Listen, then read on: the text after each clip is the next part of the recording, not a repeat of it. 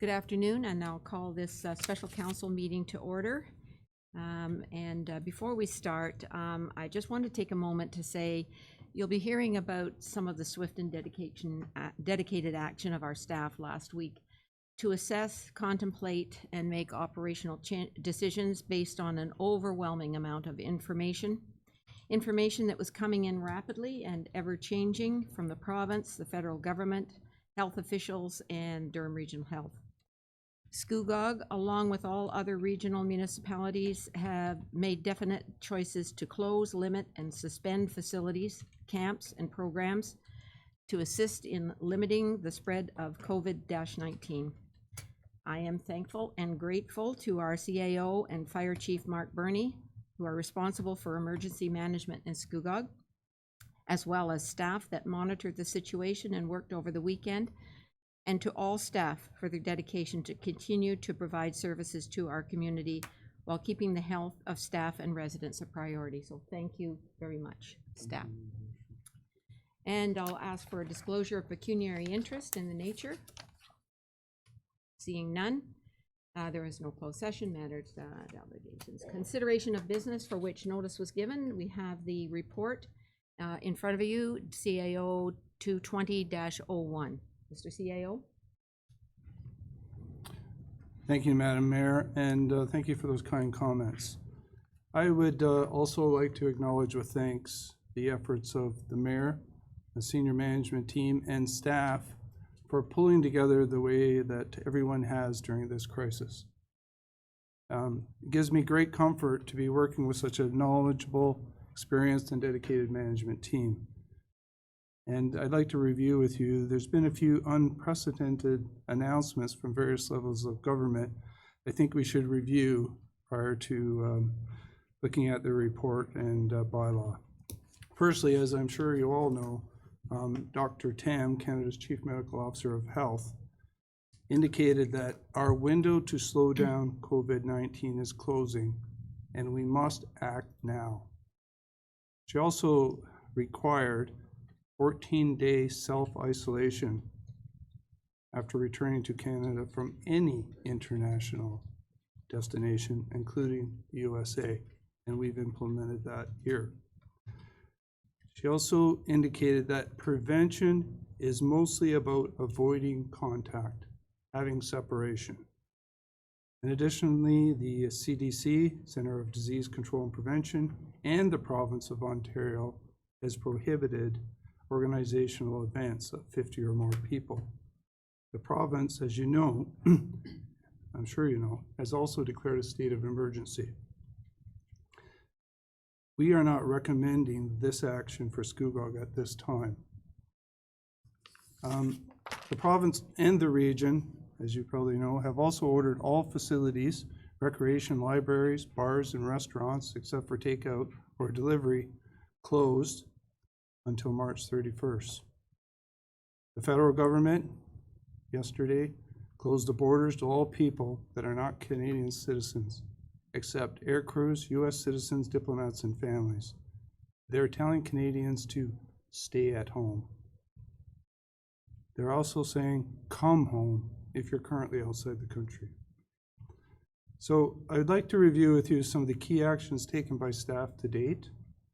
Firstly, I want to assure you that there has been full communication to staff, emails, huddle-ups. We've been open and transparent with our staff from the very start. The senior management team has been working actively on a pandemic business continuity plan to identify and maintain our essential services. We've established HR protocols for staff calling in sick, staff returning to Canada from international travel with a 14-day isolation. Presently, we have 3 staff in self-isolation. We have 2 more returning tomorrow to Canada, 1 staff and 1 counselor. And we have a series of others over the next few weeks. We've also established protocol for staff needing to tend to dependent children during the school closure period. And as you know, at the end of the business day on Friday, March the 13th, in consultation with the mayor, we closed public facilities and canceled public open houses, camps, and programs. And this action was taken by all 8 municipalities in the region of Durham. Safety of our staff is paramount, and the Occupational Health and Safety Act imposes upon me as a leader of the administration to take every precaution in the circumstances for the protection of workers. Now, you have before you an amendment to the Delegation of Authority bylaw that I'd like to speak to. To ensure the township continues to function during this pandemic, it is recommended that council adopt the amendment to the Delegation of Authority bylaw. That's attached in your report. So in summary, the bylaw does 2 things.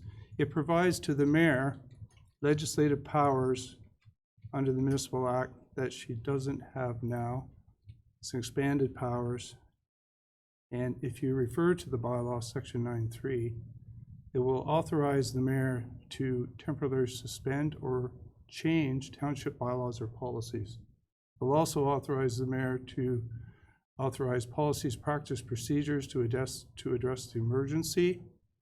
It will allow the mayor to cancel or reschedule council meetings, standing committee meetings, boards, or advisory committee meetings. In addition, it provides powers to the CAO, administrative powers.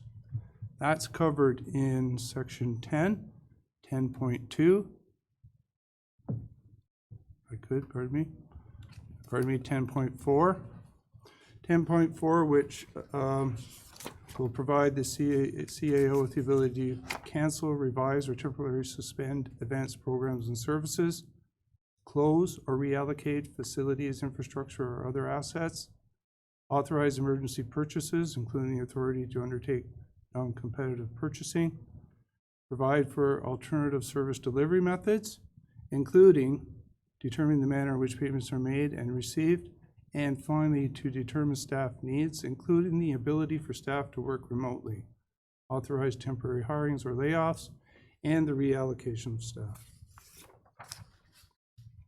As COVID-19 evolves, this bylaw will allow the mayor and the CAO to be as responsive as possible to put the well-being of our staff and the essential services we provide to our residents first and foremost.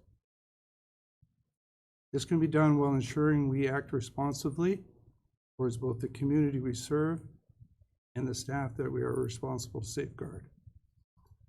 Some of the next steps that we're proposing. We're proposing to close the municipal access to the public. We will still carry out business in the short term in any event in the building, but we'll be restricting access. We're currently working on ways that we can still serve the public in terms of issuing of permits, receiving applications, issuing licenses, and of course things like death and birth certificates. Management team's looking at how we can still maintain these services. We're proposing that all advisory committee meetings and committee of adjustment meetings be canceled until further notice. We're suggesting that since the March 23rd council meeting is ready, reports are ready, agendas are ready, that we could maintain that council meeting for the 23rd, but restrict public access. Restrict public access, but practice distance separation and live stream the council meeting. Then on a go forward, the mayor could evaluate on a case-by-case basis whether council committee meetings or council meetings should proceed. We are suggesting that the April 6th General Purpose and Administration meeting be canceled, but we are uncertain at this time as to the PCA for April and the council meeting for April. The next step also is we're getting close to completing the pandemic business continuity plan to maintain essential services, and we should be in a position to share that with council. I'm I'd like to say by the end of the week, but things are happening so fast that I can't guarantee that. Next week, I'm sure that we'll have it completed. And it's this business continuity plan that allows us to evaluate a phased approach to how we're going to handle this pandemic should the virus continue to grow. We are proposing to implement a phased approach to service level reductions based on the severity of the outbreak and the recommendations from public health officials. As I say, we're working on ways to identify how we can still serve the public. We will work through teleconferences, telephone calls, Skypes, and appointments to receive certain pertinent information that they that I know that the public will want to deliver to the municipal office. Additionally, as soon as we complete the essential services continuity plan, we're going to go through a process of determining which staff have the ability to work from home, justifiable work from home, and which staff are required to work at the facility to maintain essential services. And that process the management team is just going through. The final phase will involve a critical business continuity, will involve only critical business continuity, staff working in our facility, and maybe only for hours, the hours that they're required. Of course, this is all dependent upon whether we can flatten this curve, stop the spread of this virus, and if not, we will probably have to we will be taking more drastic actions.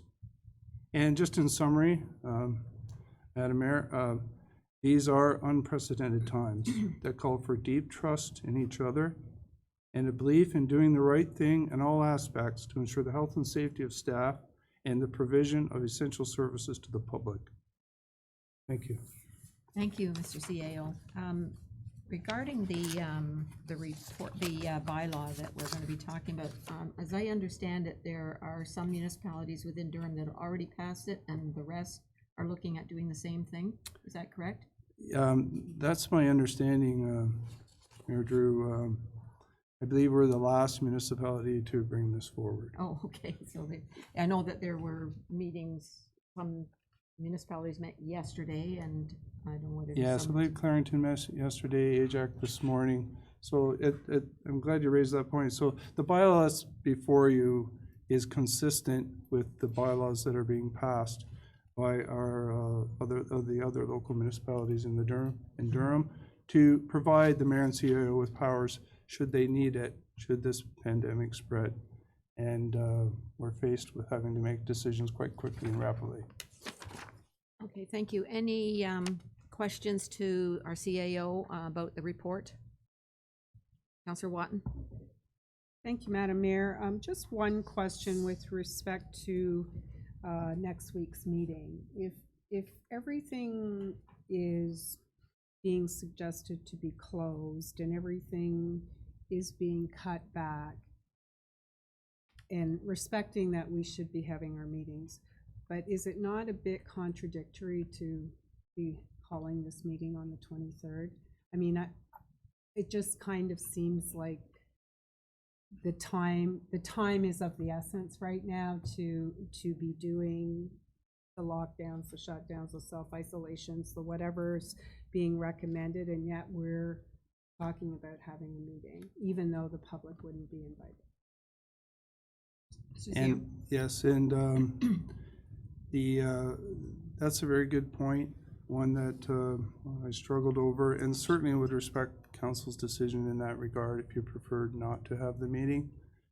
Looked at it from the perspective of restricting access to the public, keeping distance separation, and getting this last council meeting in when, although we've set a 3-week time frame to April the 6th, we really don't know if that's going to do it and whether this will continue for many more weeks. If council would rather do that, we would certainly be fine with that direction. and the matters that are before council would be approved by the mayor under this bylaw that's before you. Does the Municipal Act preclude discussion about those matters outside of a meeting with the mayor, so that the mayor knows of our thoughts if it was not done in a quorum format? Maybe JP would, JP, could you answer that? Thank you, Madam Mayor, and through you to Council. This delegation of bylaw before you today, if approved, would give the mayor those powers to do that. So as the CIO had mentioned, in the absence of a meeting on Monday, but in the opinion, for instance, if this bylaw is passed, let's assume that for now, in the opinion of the mayor, that those things would need to be passed, say as of Monday, irrespective of the meeting itself, then this bylaw would give that authority to the mayor.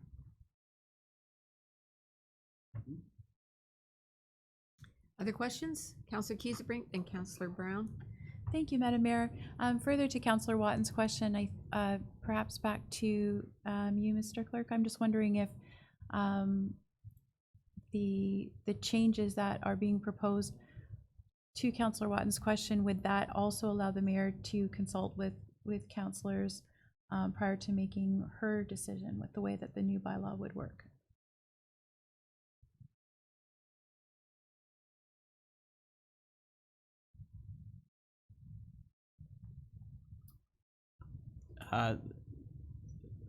Through you, Madam Mayor, to Council, it's a very difficult question for me to answer, and something that I'm not going to advise on right now, because there is a question on it if council do make those decisions. It's always been the position of clerks that you shouldn't be making those decisions behind closed doors in terms of via any means, whether it be by email, whether it be by telephone conference of a quorum of the members of council. So that's something that I would have to, not something that I can advise off the top of my head right here. I'd have to get other opinions on that. Whether the mayor, seeks the advice of 1 or 2 members may not be an issue, but if the mayor seeks the advice of maybe 3 members, now you've got a quorum, could possibly be an issue. But I'm not willing to definitively say one way or the other right off the top of my head right here, right now. Thank Further? you. Yes, Madam Mayor, further through you to Mr. CAO, with the new matter before us right now, which is very unprecedented, but it's what has to be done for public safety, and we do need our township to be able to function. What would be the process that would be underway? What would be the other end of the process? So would there be a point in time in which this bylaw enacted would then be retracted, and what would be the process for that to occur? Madam Mayor, yeah, so this bylaw is for is designed to take care of a health problem like this, and we will only act as needed during this crisis, and it does require any actions taken by the CAO to be reported to council and reported at the first available council meeting, should those actions be taken. And at any time when that report comes forward, or the next council meeting, if there's no need for this expanded powers, then council can retract it, we can suspend it, whatever council pleases to do. Okay, further? Okay, Councillor Brown? Through you, Madam Mayor, I hope I'm asking this question in the proper context. If I'm a staff member working here and I've got a couple of kids and I don't know what's going on, how am I going to find out today, I guess it's today, how am I gonna find out what's gonna happen to me? Whether I'm gonna work for, you mentioned working from home perhaps. So what are, maybe this is early days for this, I don't know, but what are the steps that you would take to look after the staff who, many of whom probably don't understand exactly what's gonna happen to them? Yeah, thank you for that question. So firstly, as I mentioned, our communication manager, our manager of HR, I can assure you, have had regular dialogue with staff. We've had, as you can see in the report, a sequence of communiques to staff. I feel totally confident the staff understand exactly where we are, what we're doing, and I would anticipate that most staff are listening into this meeting today, because they can, a lot of them can from their desks. With respect to childcare needs, dependent childcare needs, we've already established a protocol for that, for the school closure. And that protocol, we're offering them that, subject to coverage, of course, but we're trying to be as flexible as possible, because we do have to maintain, as we said, essential services. We're offering staff that they can take their vacation time, leave time, flex time, overtime, even go without pay if they don't want to use any of those things. And then on a case-by-case basis, we will evaluate whether they have work to do at home, that they can just work at home and be paid as if they're here. That's while we're currently in the process of evaluating which staff can work from home, legitimately work from home, how we're going to account for that, how we're going to set them up electronically, and which staff have to be here. There will have to be a skeleton crew of staff here to man the phones, to take complaints, to follow up on bills and accounts payables that come in. Our road crew is going to continue to work, right? As you know, we've shut down the arena. We have some of the seasonals there. We've told we don't have work for them right now. And but for the short term, we have work for those full-time staff. And when they run out of that work, we're looking at reassignment in areas that we might need if people get sick, or just to provide the service that we need. Thank you. And To subsequent, deliver. if I may. Thank you, Mr. CEO. Pardon me. It's a little unclear to me, is this municipal building closing then? As such, is it closed as of? As of 4:30, if council passes by, that will be closed to the public, but everyone will be coming to work for the time being. And you mentioned permits and licenses and that, so what would, if I want to get a license for something or a permit for something, how do I go about that if the municipal office is closed? Yeah, so sorry, Madam Mayor. So what we're looking in that regard is setting up, of course, communication with the public that if you have that to be done, they will give an email address where they can email or telephone ahead of time.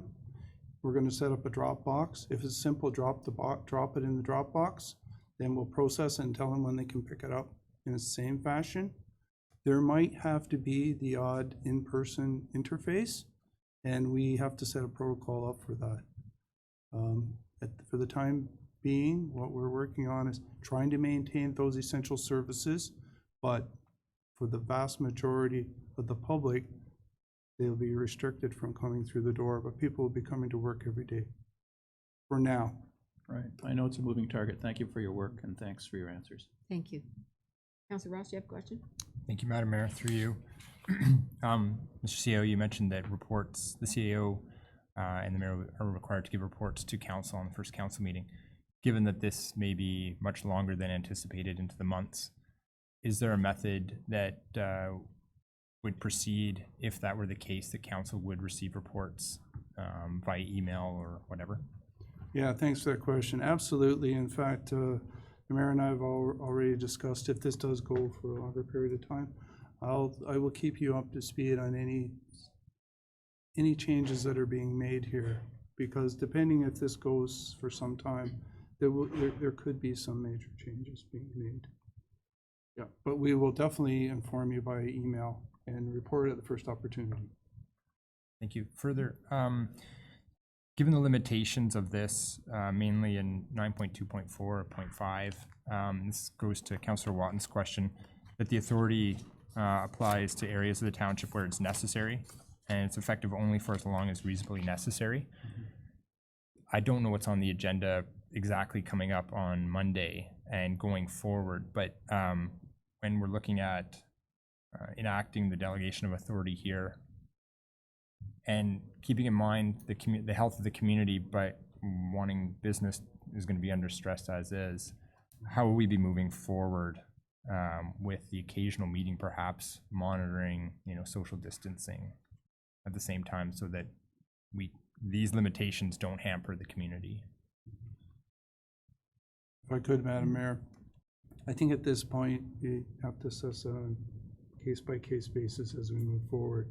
We're not suggesting anything more than the general GP&A meeting being canceled. We're saying keep the rest on the docket, and then the mayor and I, and she may get some feedback from you, how this proceeds, whether we can have these meetings or have one meeting a month. I'm not sure at this point. But of course, we can't commit. We don't know where it's going, but that is an option for sure. We talked about having back-to-back PCA and GP&A on the date that the PCA meeting is, but then that's a moving target as well. So, And just one final question.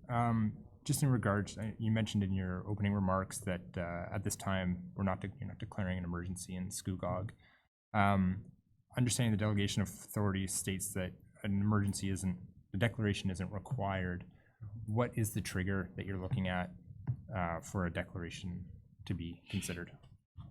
If I could, and this is wholly in conversation with the fire chief, who is responsible for emergency management in the township. I am the lead on the emergency management team, and we've talked this out. My opinion, the reason the state of emergency was called at the city, with the province rather, and in the city of Toronto, was to invoke some powers, and with the province it was to require closing of businesses as they did.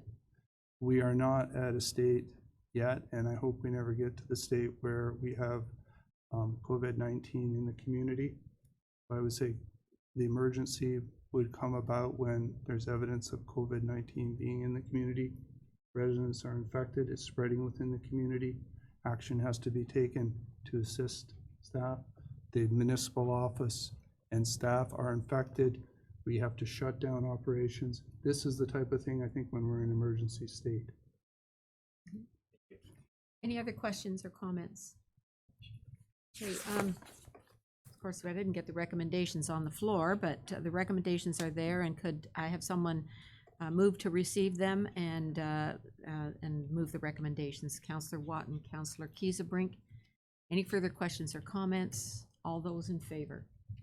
And that's carried. Thank you very much. Confirming bylaw. Sorry, what's that? Bylaw?